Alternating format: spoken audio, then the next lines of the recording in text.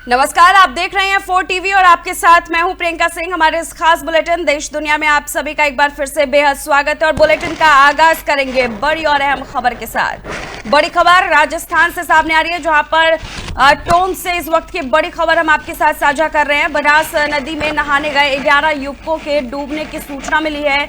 मौके पर भारी भीड़ जमा हो रही।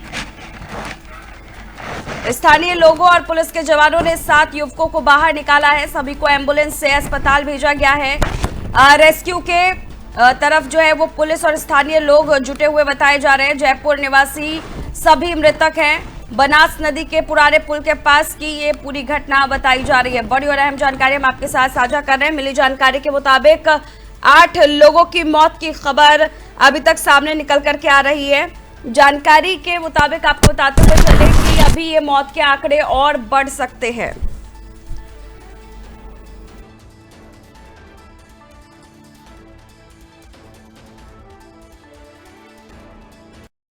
और चलिए अगली बड़ी खबर की ओर रुख करेंगे। राजा हत्याकांड मामले से जुड़ी बड़ी और अहम खबर हम आपके साथ साझा कर रहे हैं। राजा हत्याकांड मामले से जुड़ी बड़ी अपडेट सामने आ रही है। आरोपी विशाल को लेकर घर पहुंची है पुलिस। हत्या से जुड़े सबूत और हथियार घर से मिले हैं। राजा हत्याकांड में शामिल है विशाल। बड़ी जानकारी हम आपके साथ साझा कर रहे हैं। इस पूरे मामले को लेकर के अब एक और नई कड़ी जुड़ चुकी है। विशाल के घर पर छापेमारी चल रही है। कई सारे सबूत विशाल के घर से बरामद किए गए हैं।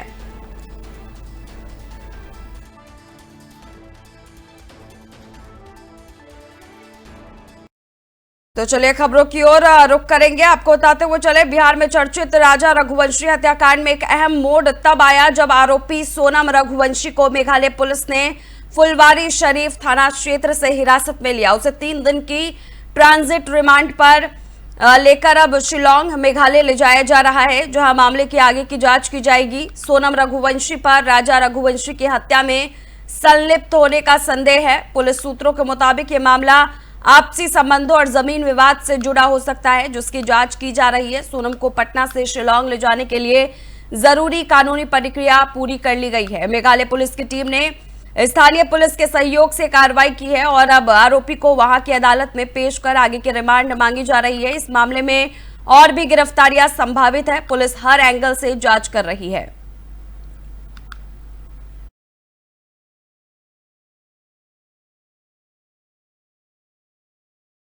अगली बड़ी खबर की ओर रुख करेंगे। भारत में चीनी दूतावास के प्रवक्ता यू जिंग ने ट्वीट किया है। 9 जून को MV1 हाई 503 में केरल के अजिकल से 44 समुद्री मील दूर जहाज पर विस्फोट और आग लग गई। जहाज पर सवार कुल 22 चालक दल के सदस्यों में से 14 चीनी बताए जा रहे हैं, जिनमें से 6 ताइवान के हैं। हम भारतीय नौसेना और मुंबई तटरक्षक बल के प्रति उनके त्वरित और पेशेवर बचाव के लिए आभार व्यक्त करते हैं। ये चीनी यहां पर बताया जा रहा है कि अधिकारी की तरफ से कहा गया है। उन्होंने कहा कि हम आगे के खोज अभियान के सफल होने और घायल चालक दल के सदस्यों के शीघ्र स्वस्थ होने की कामना करते हैं।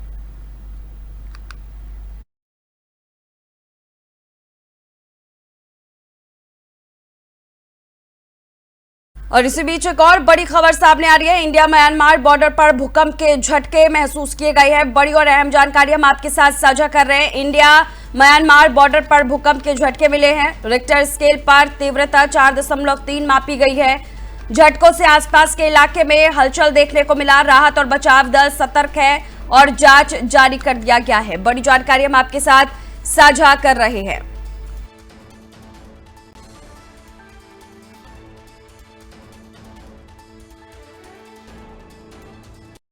तो वहीं दिल्ली में पूर्व मुख्यमंत्री आतिशी ने बीजेपी पर तीखा हमला करा है। उन्होंने कहा कि बीजेपी कल झुग्गी बस्तियों को ध्वस्त करने जा रही है। उन्होंने बताया कि वो झुग्गी वासियों के हकों के लिए आवाज उठा रही हैं, जिसके कारण उन्हें भी जेल भेजा जा रहा है। आतिशी ने आगे कहा कि बीजेपी और मुख्यमंत्री रेखा गुप्ता को झुग्गीवासियों की हाय लगेगी। ये लोग अपने स्वार्थ के लिए गरीबों का जीवन तबाह कर रहे हैं। उन्होंने ये भी कहा कि बीजेपी कभी वापस नहीं आएगी, क्योंकि जनता अब उनके अत्याचारों को बर्दाश्त नहीं करेगी। आतिशी ने झुग्गीवासियों के साथ एकजुटता जताते हुए कहा कि वे उनके हकों के लिए लड़ती रहेंगी। इस बयान के बाद राजनीतिक हलकों में भी भारी चर्चा हुई है और विपक्षी पार्टियों ने भी बीजेपी पर निशाना साधा।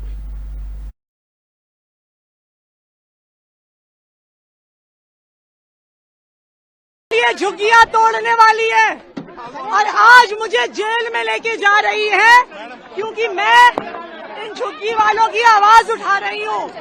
भारतीय जनता पार्टी, रेखा गुप्ता जी, झुग्गी वालों की हाय लगेगी आपको, हाय लगेगी झुग्गी वालों को, गरीबों की हाय लगेगी, झुग्गी वालों की हाय लगेगी। तो वही दिल्ली के द्वारका सेक्टर 13 स्थित सबद अपार्टमेंट में एक दिल दहला देने वाली घटना सामने आई है, जहां एक फ्लैट में अचानक ही भीषण आग लग गई। आग लगने से 3 लोगों की मौके पर ही मौत हो गई। मृतकों की पहचान 10 साल के एक लड़के और एक लड़की और उनके पिता के यश यादव के रूप में हुई है। आग लगने की सूचना मिलते ही दमकल की 8 गाड़ियां मौके पर पहुंची। हालांकि तब तक 3 लोगों की जान जा चुकी थी। पुलिस और फायर ब्रिगेड की टीम ने मौके पर पहुंचकर आग पर काबू पाया। पुलिस मामले की जांच कर रही है और आग लगने के कारणों का पता लगाने की कोशिश कर रही है।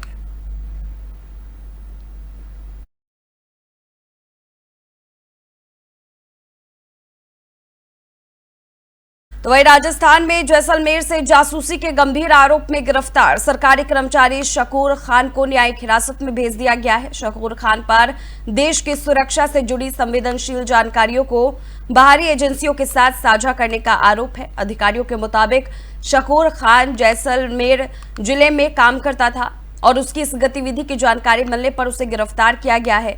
जासूसी के मामले में पुलिस और खुफिया एजेंसियां पूरी गंभीरता से जांच कर रही है। शकूर खान को स्थानीय अदालत में पेश कर न्यायिक हिरासत में भेजा गया है ताकि उसके खिलाफ केस की विस्तार से जांच की जा सके। अगली सुनवाई 21 जून को निर्धारित की गई है, जिसमें मामले की आगे की सुनवाई होगी। राजस्थान पुलिस ने इस घटना को लेकर सख्त रुख अपनाते हुए कहा है कि देश की सुरक्षा को लेकर किसी भी प्रकार की गड़बड़ी बर्दाश्त नहीं की जाएगी और दोषियों के खिलाफ कड़ी कार्रवाई की जाएगी।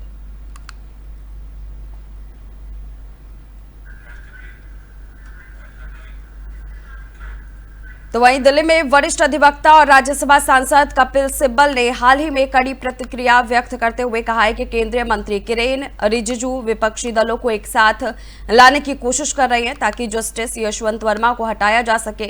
कपिल सिब्बल ने चेतावनी दी है कि अगर विपक्षी दल इस प्रयास में सफल होते हैं तो उनका विरोध किया जाएगा। उन्होंने इसे गंभीर असंवैधानिक कदम करार दिया और कहा कि इस तरह का प्रयास न्यायिक स्वतंत्रता के लिए एक बड़ा खतरा है। कपिल सिब्बल ने आगे कहा कि यह कदम न्यायपालिका को नियंत्रित करने का अप्रत्यक्ष तरीका होगा जो लोकतंत्र के लिए नुकसानदायक है। उन्होंने जजेज इंक्वायरी एक्ट को दरकिनार करने को भी खतरनाक बताया और कहा कि यह कानून न्यायिक प्रक्रिया की पारदर्शिता और जवाबदेही सुनिश्चित करता है। इसके अलावा सिब्बल ने उच्च पदों पर बैठे अधिकारियों की जिम्मेदारियों को सही तरीके से निभाने में देरी पर भी चिंता व्यक्त की।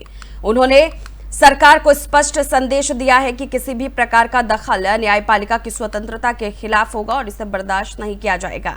ये बयान न्यायिक स्वतंत्रता की सुरक्षा और लोकतांत्रिक मूल्यों की रक्षा के लिए एक महत्वपूर्ण अपील है। मतलब ये है कि रिजिजू साहब ने प्रयास कर रहे हैं विपक्षी दलों के साथ कि इकट्ठा होकर ये तय करना चाहिए कि इस जज को रिमूव करें, यशवंत वर्मा को रिमूव करें। रिमूव करेंगे या नहीं करेंगे, अभी तक तो कोई इम्पीचमेंट मोशन है ही नहीं। ना 50 मेंबर ऑफ पार्लियामेंट ने राज्यसभा में हस्ताक्षर किए हैं, ना 100 मेंबर पार्लियामेंट लोकसभा में हस्ताक्षर किए हैं। तो इम्पीचमेंट मोशन तो वो सामने है नहीं। लेकिन हमें ये जानकारी है कि उन्होंने कई वकीलों से भी बात की है कि हम चाहते हैं कि ये जो इन हाउस रिपोर्ट है इसके आधार पर हम जज को रिमूव कर दें। मुझे नहीं मालूम कि वकीलों ने क्या उनको राय दी है, ये तो मैं जानता नहीं हूं। लेकिन अगर ये ऐसा करेंगे तो निश्चित रूप से हम विरोध करेंगे। ये पूरा असंवैधानिक है और हम ये कारगिल विजय दिवस की 26वीं वर्षगांठ पर भारतीय सेना पूरे देश में शहीद वीरों को श्रद्धांजलि अर्पित कर रही है, जिन्होंने मातृभूमि की रक्षा करते हुए अपना सर्वोच्च बलिदान दिया। इस मौके पर भारतीय सेना ने उन परिवार से सीधे संपर्क कर उन्हें सम्मानित करने का निर्णय लिया है जिनके पुत्रों ने राष्ट्र की सेवा में अपनी जान न्यौछावर कर दी।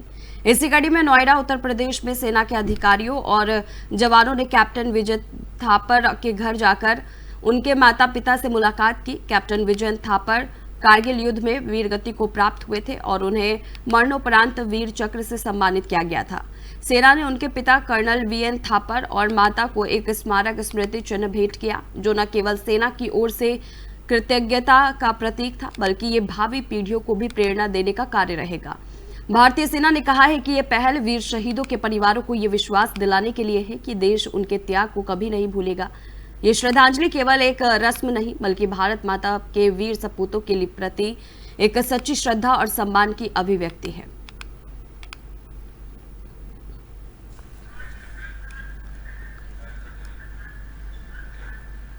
तो वहीं दिल्ली के मंगोलपुर औद्योगिक क्षेत्र में स्थित एक रबर फैक्ट्री में मंगलवार को भीषण आग लग गई। आग लगने की सूचना मिलते ही दमकल विभाग की 11 गाड़ियां मौके पर पहुंची और आग पर काबू पाने के प्रयास में जुट गई। आग की लपटें इतनी तेज थी कि आसपास के इलाकों में भी धुएं का घना गुब्बारा फैल गया, जिससे स्थानीय लोगों में दहशत फैल गई। दमकल कर्मियों के मुताबिक फैक्ट्री में बड़ी मात्रा में रबर और अन्य ज्वलनशील सामग्री होने के कारण आग तेजी के साथ फैली। फिलहाल आग बुझाने का काम जारी है और प्राथमिकता आग को पास की फैक्ट्रियों तक फैलने से रोकने की है। अब तक किसी के हताहत होने की सूचना नहीं है। राहत की बात यह है कि घटना के समय फैक्ट्री में मौजूद अधिकांश कर्मचारी समय रहते बाहर निकलने में सफल रहे। आग लगने के कारणों की जांच की जा रही है।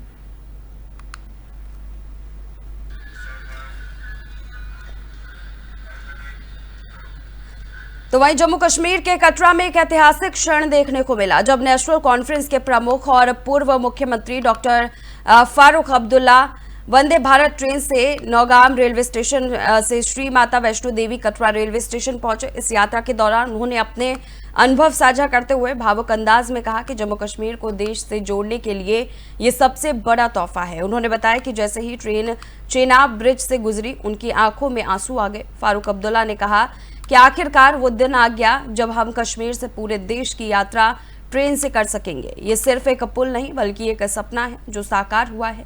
उन्होंने इस परियोजना में शामिल सभी इंजीनियरों और श्रमिकों को बधाई दी और कहा कि ये पल भारत की तकनीकी शक्ति और एकता का प्रतीक है।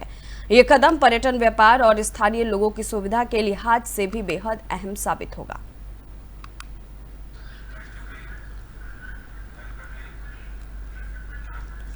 तो वहीं हरियाणा के मुख्यमंत्री नायब सिंह सैनी ने पंचकुला में आयोजित एक कार्यक्रम के दौरान प्रधानमंत्री नरेंद्र मोदी के नेतृत्व की सराहना करते हुए कई अहम बातें कही। उन्होंने कहा कि पिछले 500 सालों से देशवासी अयोध्या में भगवान श्री राम के भव्य मंदिर के निर्माण की प्रतीक्षा कर रहे थे और ये सपना मोदी जी के नेतृत्व में साकार हुआ है। मुख्यमंत्री ने यह भी कहा कि प्रधानमंत्री मोदी ने देश को केवल धार्मिक दृष्टि से ही नहीं, बल्कि रणनीतिक और वैश्विक दृष्टि से भी मजबूत किया है। उन्होंने ऑपरेशन सिंदूर का जिक्र करते हुए कहा कि भारत अब आतंकवाद के खिलाफ निर्णायक कार्रवाई करने में सक्षम है। इसी के साथ ही मुख्यमंत्री ने यह भी बताया कि आज भारत जलवायु परिवर्तन जैसे वैश्विक मुद्दों पर भी नीति निर्धारक की भूमिका निभा रहा है। उन्होंने कहा कि पिछले 11 सालों में देश ने हर क्षेत्र में असाधारण प्रगति की है और ये मोदी सरकार की दूरदर्शी नीतियों का परिणाम है। हम सब ये भी जानते हैं कि पिछले 500 वर्षों से जो प्रतीक्षा देश कर रहा था, राम जन्मभूमि अयोध्या में रामलला के भव्य मंदिर का निर्माण, वो इन्हीं 11 वर्षों के अंदर नरेंद्र मोदी जी ने, जो पूरा देश इस बात को लेकर के वो चाहता था कि भगवान श्री राम की जन्मभूमि अयोध्या है और वहां पर भव्य और दिव्य भगवान श्री राम का मंदिर बनना चाहिए। 500 सालों की प्रतीक्षा के बाद इन्हीं 11 वर्षों में आदरणीय नरेंद्र मोदी जी के नेतृत्व में अयोध्या में भगवान श्री राम के भव्य और दिव्य मंदिर का भी निर्माण हुआ है, जो हमारी सांस्कृतिक गौरव और आस्था का प्रतीक बना हुआ है। हम सब ये भी जानते हैं कि काशी विश्वनाथ और महाकाल लोक का पुनर्विकास हमारी सांस्कृतिक चेतना का ये को जागृत करता है। ये भी हम सब जानते हैं। ये इन्हीं 11 वर्षों में नरेंद्र मोदी जी के नेतृत्व में हम सब ये भी जानते हैं कि पिछले वही जम्मू कश्मीर नेशनल कॉन्फ्रेंस के प्रमुख और पूर्व मुख्यमंत्री डॉक्टर यहाँ पर बताया जा रहा है कि अब्दुल्ला की तरफ से कई सारे बयान सामने आए और अब इस पूरे मामले को लेकर के एक और बड़ा बयान सामने आ चुका है मुख्यमंत्री की तरफ से।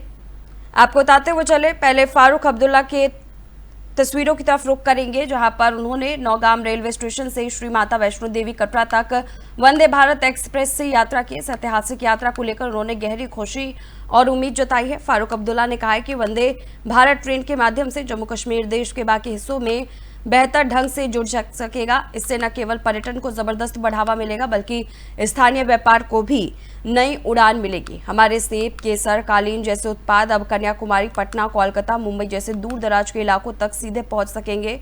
इससे घाटी के किसानों, व्यापारियों और कारीगरों को भी बड़ा लाभ मिलेगा। उन्होंने इस ट्रेन को सेवा को लेकर के जम्मू कश्मीर के आर्थिक और सामाजिक विकास की दिशा में एक मील का पत्थर बताया और इसके लिए केंद्र सरकार, रेलवे विभाग और इस परियोजना में लगे सभी इंजीनियरों का धन्यवाद दिया।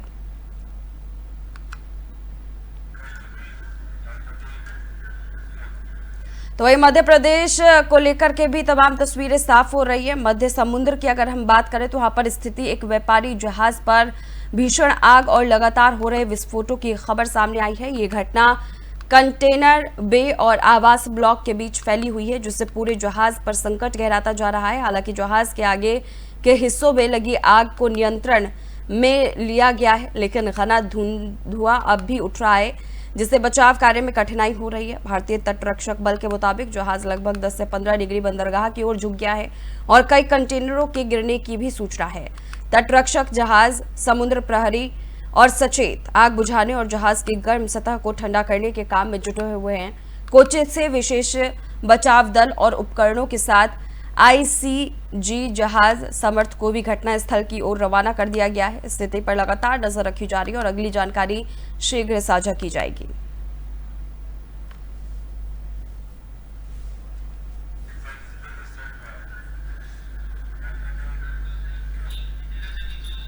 कहते हैं कि विकास के तेज दौर में अगर प्रकृति नाराज हो जाए तो मनुष्य के अस्तित्व पर संकट आ जाता है। आज भी तस्वीरें कुछ ऐसी ही देखने को मिल रही है। मौसम में लगातार बदलाव हो रहे हैं और ये बदलाव कोई सामान्य बदलाव नहीं है। इससे जुड़ी हमने ये रिपोर्ट तैयार की है, पहले आप ये रिपोर्ट देखिए। भारत में इस साल मानसून की शुरुआत समय से पहले ही हो गई है। देश के कई राज्यों में तो पहले से ही बारिश हो रही है। दिल्ली एनसीआर में लगातार नौतपा बेअसर रहा है और इसके अलावा मौसम विभाग यानी आईएमडी ने देश के कई हिस्सों में आंधी, तूफान, तेज हवाओं और भारी बारिश का अलर्ट जारी किया है। वहीं केरल और महाराष्ट्र में तो मानसून ने पहले ही दस्तक दे दी है। आपको बता दें कि हर साल देश में मानसून 1 जून या उसके बाद से शुरू होता था, लेकिन इस बार पहले ही मानसून की शुरुआत हो चुकी है। समय से पहले मानसून आने का कारण। देश में समय से पहले मानसून के आने के पीछे कई मौसम और जलवायु कारक जिम्मेदार होती हैं। इनमें समुद्री सतह का तापमान एक महत्वपूर्ण भूमिका निभाता है, क्योंकि गर्म समुद्री पानी से वाष्प का उत्सर्जन बढ़ता है, जिससे मानसून सक्रिय होता है। मौसमी हवाओं का व्यवहार भी मानसून की दिशा और गति को प्रभावित करता है। मेडिन जूलियन ऑसिलेशन (MJO) जैसे कारक जो वायुमंडल में हवा के दबाव में उतार चढ़ाव को बताता है, मानसून की तीव्रता और समय को नियंत्रित करते हैं।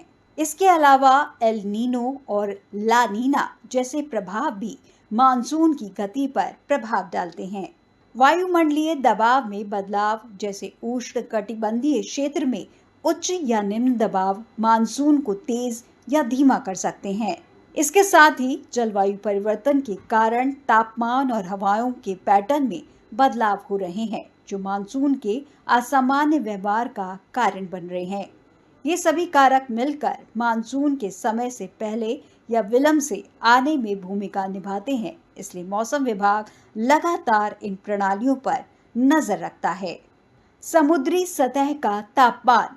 आपको बता दें कि जब अरब सागर और बंगाल की खाड़ी में समुद्री सतह का तापमान नॉर्मल से ज्यादा हो जाता है, तब ऐसे में हवा का बहाव स्थल की ओर होता है और मानसून जल्दी शुरू हो जाता है, क्योंकि समुद्री सतह का तापमान हवाओं में नमी को बढ़ाता है, जिससे मानसून के लिए अनुकूल स्थिति बनती है। मौसमी हवाओं का व्यवहार। मानसून की ज्यादातर निर्भरता दक्षिण पश्चिमी हवाओं पर होती है, इसलिए जब भी जेट स्ट्रीम या फिर दूसरी वैश्विक हवाएं समय से पहले दक्षिण की तरफ खिसकती हैं, तो मानसून की शुरुआत जल्दी हो जाती है। वायुमंडलीय दबाव में बदलाव। जब भारतीय उपमहाद्वीप पर हवाओं का दबाव कम हो जाता है तो हवाओं का बहाव समुद्र से स्थल की तरफ होने लगता है। इससे मानसून की शुरुआत पहले ही हो जाती है। जलवायु परिवर्तन। धरती पर तेजी से बढ़ रहे ग्लोबल वार्मिंग के कारण मौसम के पैटर्न में बदलाव हो रहा है, जिससे तापमान में बढ़ोतरी और बारिश के पैटर्न प्रभावित हो रहे हैं। इससे भी समय से पहले मानसून आ सकता है। क्यों नहीं तप रहा नौतपा मरता है और इससे गर्मी की संभावना बढ़ जाती है और अत्यधिक गर्मी के कारण पृथ्वी पर हवा का दबाव कम हो जाता है और हवाएं ऊपर की तरफ चलने लगती हैं। उसे भरने के लिए समुद्री हवाएं भारत में प्रवेश करती हैं और वर्षा करती हैं, लेकिन इस बार समय से पहले समुद्री हलचल के कारण समुद्री हवाओं को बहाव भारत की ओर पहले हो गया, जिसके कारण नौतपा का असर नहीं दिख रहा है। वैज्ञानिकों ने बताई ये वजह। मौसम वैज्ञानिकों के मुताबिक भारत में नौतपा के बेअसर होने का मुख्य कारण अरब सागर और बंगाल की खाड़ी में नमी का बढ़ना है। इसी दौरान समुद्र का टेम्परेचर सामान्य से अधिक रहा, जिसके कारण मानसूनी हवाएं तेजी से सक्रिय हो गईं। फिर पश्चिमी हवाएं चली और चक्रवाती हलचलों ने भी मानसून को बढ़ने में मदद की। इसके अलावा दुनिया भर में होने वाला जलवायु परिवर्तन भी मौसम के इस पैटर्न में बदलाव का एक बड़ा कारण बन रहा है। जलवायु परिवर्तन के चलते समुद्री और वायुमंडलीय परिस्थितियों में जो बदलाव आ रहे हैं, उनका सीधा असर मानसून पर देखने को मिल रहा है। इस बार जल्दी शुरुआत इसी का उदाहरण है। तो आपने देखा कि कैसे समुद्र का तापमान, वायुमंडलीय दबाव और हवाओं की दिशा मानसून के समय को तय करते हैं। लेकिन इसका मतलब यह भी है कि अगर हम प्रकृति के साथ सामंजस्य नहीं बनाएंगे तो ऐसे बदलाव और अधिक खतरनाक हो सकते हैं। पर्यावरण की रक्षा करना अब सिर्फ जिम्मेदारी नहीं, जरूरत बन गया है। तो बाप बढ़ाना भैया सबसे बड़ा रुपया। जी हाँ, दुनिया में रुपया से बड़ा रिश्ता कुछ नहीं और इस रेस में अमेरिकी राष्ट्रपति डोनाल्ड ट्रंप काफी आगे निकल चुके हैं, क्योंकि अमेरिकी राष्ट्रपति डोनाल्ड ट्रंप की विदेश नीति का प्रमुख आधार रुपया यानी कि आर्थिक लाभ बनता जा रहा है। ट्रंप प्रशासन पारंपरिक आर्थिक मूल्यों को लेकर के अब आगे निकल चुके हैं। अपने पुराने कूटनीतिक रिश्तों को पीछे छोड़ते हुए पूरी दुनिया में आर्थिक हितों को प्राथमिकता दे रहे हैं, चाहे सऊदी अरब का दौरा कर हथियारों के सौदे करना हो या आतंकवाद पर नरक रुख जो है वो अपनाना हो। ट्रंप की रणनीति में डॉलर सबसे आगे है। ओबामा प्रशासन ने जिस ईरान पर परमाणु कार्यक्रम को लेकर कड़े प्रतिबंध लगाए थे, उसी ईरान से ट्रंप ने आर्थिक फायदे के लिए बातचीत शुरू कर दी है, जिससे इजराइल ने तीखा विरोध भी जताया। यही नहीं, टैरिफ वॉर तो आपको याद होगा ही। इसके जरिए ट्रंप ने चीन समेत कई देशों के साथ व्यापारिक युद्ध छेड़ दिया है। दक्षिण अफ्रीका के राष्ट्रपति रामफोसा, यूक्रेन के राष्ट्रपति जेलेंस्की और इजरायली प्रधानमंत्री नेतन्याहू जैसे नेताओं के साथ भी ट्रंप के रिश्ते बिगड़ते जा रहे हैं। इन विवादों के पीछे ट्रंप की अमेरिका फर्स्ट नीति है, जिसमें केवल अमेरिकी लाभ देखा जा रहा है। तो क्या है ट्रंप का ये कदम और इससे कितना फायदा और कितना नुकसान होगा, जरा समझिए हमारे इस रिपोर्ट में।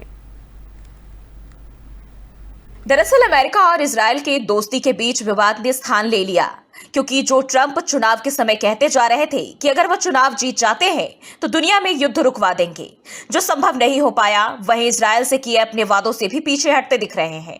क्योंकि ट्रंप का कहना था कि चुनाव जीतने के बाद पूरी तरह से बर्बाद गाजा को नए तरीके से बसाएंगे, जिसका समर्थन नेतन्याहू ने भी किया था। लेकिन अब ट्रंप ईरान के साथ समझौता टेबल पर बैठना चाहते हैं, क्योंकि ईरान ने समझ लिया कि अगर अमेरिका के सैंक्शन से बचना है तो ट्रंप को व्यापार का लालच देकर अपनी तरफ खींच लो। और ईरान ने ऐसा ही किया कि हम हर चीज में समझौता के लिए तैयार हैं, लेकिन क्या इजरायल तैयार है? क्योंकि ईरान इजरायल को मान्यता देता ही नहीं है। उसका मानना है कि इजराइल जैसे देश को होना ही नहीं चाहिए। इसके साथ ही ईरान की चाहत है कि वह परमाणु संपन्न राष्ट्र हो, लेकिन इजराइल का कहना है कि मिडिल ईस्ट में किसी भी देश के पास परमाणु हथियार नहीं है और अगर ईरान के पास ऐसे हथियार आ जाते हैं तो वह फिर किसी की नहीं सुनेगा, चाहे वो अमेरिका हो या फिर कोई और देश। लेकिन ईरान की मंशा है कि वह मध्य पूर्व में परमाणु संपन्न राष्ट्र बने। इजराइल इस बात को कतई स्वीकार नहीं करता। उसका मानना है कि मध्य पूर्व में कोई भी देश परमाणु हथियार रखने का अधिकार नहीं रखता है और अगर ईरान के पास परमाणु हथियार आ जाते हैं तो वह क्षेत्र में किसी की नहीं सुनेगा, न अमेरिका की और न ही किसी अन्य देश की। हालांकि ईरान यह दावा करता है कि उसका परमाणु कार्यक्रम केवल नागरिक उपयोग के लिए है, जैसे बिजली उत्पादन, न कि हथियार बनाने के लिए। लेकिन इस दावे पर विश्व समुदाय में भरोसा कम है। इजराइल के लिए ईरान का यह रवैया एक सीधी चुनौती है। वहीं नेतन्याहू का यह भी कहना है कि इजराइल अभी 7 फ्रंट पर वॉर कर रहा है, जिसमें ईरान का हाथ है और अगर ऐसे में ईरान परमाणु संपन्न हो जाता है तो इजराइल के लिए खतरा होगा। इसलिए इजराइल के प्रधानमंत्री बेंजामिन नेतन्याहू और अमेरिकी राष्ट्रपति डोनाल्ड ट्रंप के बीच हाल ही में हुई फोन कॉल में बहस छिड़ गई, क्योंकि ईरान के साथ चल रही अमेरिका की बातचीत और गाजा युद्ध पर हो रही चर्चा दोनों को लेकर दोनों देश एकमत नहीं दिख रहे। आपको बता दें कि अमेरिकी राष्ट्रपति डोनाल्ड ट्रंप व्हाइट हाउस में वापसी के बाद से आक्रामक दिखाई दे रहे हैं। उनकी बात न मानने वाले नेताओं को उनके गुस्से का सामना करना पड़ रहा है, चाहे वो अमेरिकी नेता हो या दुनिया के किसी भी देश के। पिछले हफ्ते दक्षिण अफ्रीका के राष्ट्रपति सिरिल रामाफोसा के साथ ट्रंप की नोकझोंक हुई। अब उनके इजरायली प्रधानमंत्री के साथ तीखी बहस हुई। रिपोर्ट के मुताबिक ट्रंप ने कॉल के दौरान नेतन्याहू से कहा, मैं ईरानियों के साथ एक कूटनीतिक समाधान चाहता हूं। मुझे एक अच्छा सौदा करने की अपनी क्षमता पर विश्वास है। उन्होंने कथित तौर पर इस बात पर भी जोर दिया कि वह एक ऐसे समझौते की तलाश कर रहे हैं जो दोनों पक्षों के हितों की पूर्ति करेगा। लेकिन इजरायल नहीं चाहता कि ईरान के साथ अमेरिका के रिश्ते सामान्य हो, क्योंकि ऐसा होने पर इजरायल पर संकट गहरा सकता है। वही मामले को लेकर चैनल 12 ने बताया कि कॉल का लहजा पहले से अलग प्रतीत होता है। ट्रंप नेतन्याहू से इन दिनों अलग चल रहे हैं। उन्होंने अपने मध्य पूर्व दौरे से भी इजरायल को दूर रखा था। हालांकि चैनल 12 ने बताया कि बातचीत आपसी समझ के नोट पर खत्म हुई। डोनाल्ड ट्रंप की विदेश नीति ने स्पष्ट कर दिया कि आज की दुनिया में रुपया ही सबसे बड़ा रिश्ता है। लेकिन क्या यह सोच विश्व शांति और स्थिरता के लिए उचित है? क्या आर्थिक लाभ के चलते कूटनीतिक रिश्तों को नकारना सही रणनीति होगी? ये सवाल आने वाले दिनों में विश्व राजनीति के मुख्य विषय बने रहेंगे। ट्रंप की यह नीति अमेरिका के लिए लाभकारी साबित हो या वैश्विक तनाव बढ़ाए, ये तो समय। दरअसल अमेरिका और इजरायल के दोस्ती के बीच विवाद ने स्थान ले लिया, क्योंकि जो ट्रंप चुनाव के समय कहते जा रहे थे कि अगर वह चुनाव जीत जाते हैं तो दुनिया में युद्ध रुकवा देंगे, जो संभव नहीं हो पाया, वहीं इजरायल से किए अपने वादों से भी पीछे हटते दिख रहे हैं, क्योंकि ट्रंप का कहना था कि चुनाव जीतने के बाद। तो फिलहाल इस खास बुलेटिन बस इतना ही। रुकेंगे एक छोटे से ब्रेक के लिए। ब्रेक के उस पार खबरों का सिलसिला जारी है।